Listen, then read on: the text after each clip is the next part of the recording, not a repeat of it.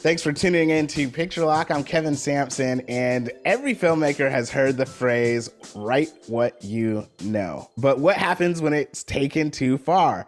A filmmaker suffering from writer's block on his murder mystery feature film takes the advice, write what you know, too literally in the film Writer's Block. I have writer-director Daniel Hamby with me. Daniel, welcome back to Picture Lock. Yes, it's been too long. It's been too long, man. I'm It glad to be definitely here. it has, man. I'm so glad to have you. I had to dig in the crates, Daniel, and you were on Picture Lock Radio episode 56 and 58. Oh wow. So yeah, man, that's like deep back because there was like over 150 episodes of the radio show. So it's been a minute. Yeah. It's been a while, but I mean, I had a great time last time. We got to do this in person, which was super cool. And yeah, I think we talked about Doppelganger and Thanksgiving films, if I Yes. remember right. Yeah. So yeah. Exactly. So, okay. So you and I have a rich history. For those that may not know, let's start back at my favorite question. When did you first fall in love with film? Okay. Well, I mean, my earliest memory of film at all was me at my grandparents' house watching, Superman, 1970s film, right, with Christopher Reeve, and I kind of just, I think I wore out that VHS that we owned of that, just to shreds, and it got to a point where I was picking up my family's video camera, and I think just with my parents just playing around, we would like stage these Superman movies. My dad's bald. I'm bald now, but I wasn't then as a kid, right? So he, of course, played Lex Luthor.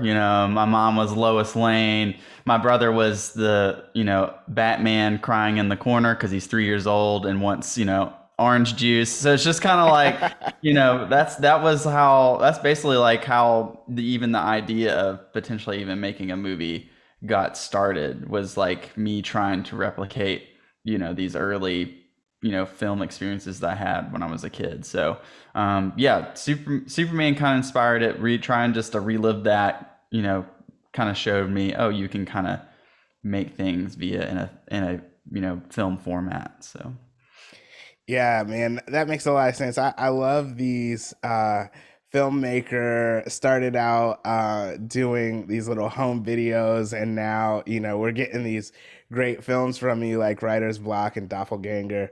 So that's a great backstory. And speaking of backstories, how did you actually get in the industry? So you go from, the kid that's doing these Superman films to now doing dark comedies about writing what you know. Tell us how you got into the industry. well, I mean, I went to school at Carson University, which is a really small school in Jefferson City, Tennessee. Which if you don't know where that is, it's kind of in between Knoxville and Sevierville, which is where like Dollywood basically is. So it's middle of nowhere. But they had this program where you could study in Los Angeles for a semester, which is kind of what sold me when I, decided to want to do that. So I went out there my senior year and did that program. I got to intern at RSA Films, which is really Scott's advertising company. And so, I learned a lot there, was on, a couple music video shoots and stuff like that. And so anyway, after school, I was looking for a job, and I played in a worship band at the time, which that was like, that's a whole other life ago. But I met a friend of mine, I'm now a friend of mine, Charles Coleman, who was he played as well, but he was also filming things, and he kind of hooked me up as far as like actually getting into the industry that was there. So that's kind of how it started, and just eventually got a job working for a company called Super Chief, which they did production videos, and kind of working my way up from smallest junior editor to producing and directing basically. So yeah, so that's basically how I got my start there. And eventually was able to make films on the side, and as my films started doing better, the more opportunities came along with that. So yeah. All right. Well, people are going to have to go back to Picture Lock episode, I believe it was 56, in which we talked about Doppelganger so that they can know about it. You've really kind of been into, I won't even say genre films because Doppelganger was kind of sci-fi, and this one is more of a dramedy, a dark comedy, right? Um, Hmm. and so you, the one thing that I see in your filmmaking is you have this ability to create a mood, like an environment. And so if you could, like, what inspired writer's block? Were you having writer's block yourself and you were like, okay, I just don't know what let me start there and I'll start writing, and then it just came together. How did it come together? That's a good question. I'm sure, like, in the process of always trying to write and learn, you come across that advice, right? Write what you know. And I guess like my brain's not very I've had to train my brain to understand like abstract stuff or like more, kind of elusive things. I tend to think of things a little literally sometimes. And so I mean, you hear right what you know, and you can kind of like, but it's just like, what does that actually like even mean? So I think that's just kind of Hmm. like, kind of how that started.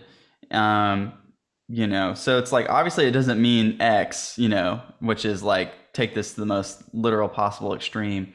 And I think that idea just kind of always stuck around in my brain, and I just remember one day, I might even been like chatting with a friend. I was just like, what would happen if you just like took this way too seriously, way too literally, and this whole like murder plot ensued essentially. So yeah, and the idea just always stuck with me, and yeah, I guess I just wanted to kind of also make something too that was.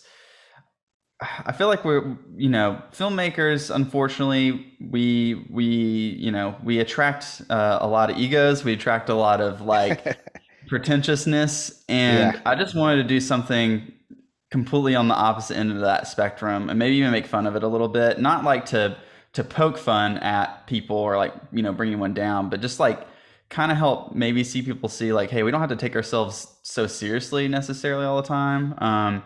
Because if we do, not only is that just bad for society, but tragedy can ensue. So it's just so that's kind of where it all kind of came from.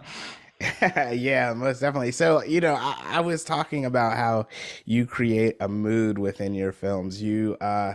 There's definitely a tone, and you're able to nail that. So, in terms of finding a good balance between writing what you know, right, a murder mystery. So, obviously, I mean, spoiler alert, not really, but the filmmaker within your film is trying to see if he can actually write what he knows, which is killing someone, right? And so there's a balance between this humor, right, dark comedy, and just like, okay, this is like you went across the line, right? So how did you find the balance between comedy, but as well as just like a universal story of being frustrated, not having all of the answers? Hmm. Yeah, when I was first started writing this script, some people were asking me why is he not already like, a killer or murderer or something already? And I really wanted to kind of help uh, bring people into like how someone who is just really passionate what they're doing could even be tempted to like to ensue this out. And that's where the comedy is, right? It's the possibility of like, there's no way you'd actually do this, right? Right? Right? That's the whole bit. So it's just Right. kind of, so I feel like, and this was interesting too because it's kind of really like my first film that I've really like delved heavily into comedy. um I mostly stick within the thriller realm, or at least that's kind of the thread I've found in most of my films, is this element of suspense. But obviously thriller and comedy are both kind of like, they're very punchline y. There's like a setup and a payoff, right? So um But but yeah, you know, I think if you have a clear idea of what you want the film to be and what it's kind of trying to say, I feel like you can make decisions and point everything to kind of point to that, and that kind of helps create a consistent tone, in my opinion. So yeah, I think focus is the key. It's like make sure everything you have in your film is working towards what the film is trying to do and say, and that kind of helps create that consistency. Yeah, yeah, yeah. I think we've talked about this before, but the scene in the ice cream shop where, it's like it's one of those moments where it's like of all the seats in the whole shop, like you had to sit right behind me, and you do just an excellent job of like building up the physical comedy right there and using your camera and the lens in order for us as an audience to really understand and appreciate what's happening. Daniel, we kind of got to wrap things out here, unfortunately, but what do you hope audiences take away from the film? What I'm hoping is that, you know, filmmakers kind of feel seen. You know, maybe they can laugh at themselves a little bit and just, you know, have a moment where they can all kind of we can all kind of rally together, about, you know, about this crazy pursuit that we're doing. And then for people who are not filmmakers, you know, kind of looking in, maybe they'll get a glimpse into kind of some of the things that we deal with and have to,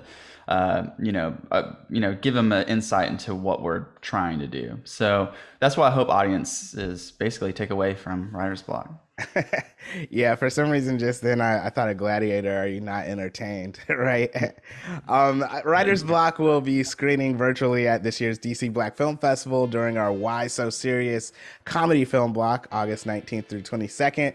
Make sure you check out how you can get tickets for this screening and more, as well as our free online panel events at dcbff.org. Daniel, if people want to find out more about you, follow the film, how can they do that? Filmwritersblock.com is the best way. You can sign up for our newsletter, and not only will that keep you updated with what's going on with Writer's Block, but basically everything that I'm working on and doing. So that really is the best way to keep up with what we're doing. So. Writer director of Writer's Block, Daniel Hamby, thanks for coming back to Yes. Picture Lock. Thanks for having me, man. It's been a pleasure.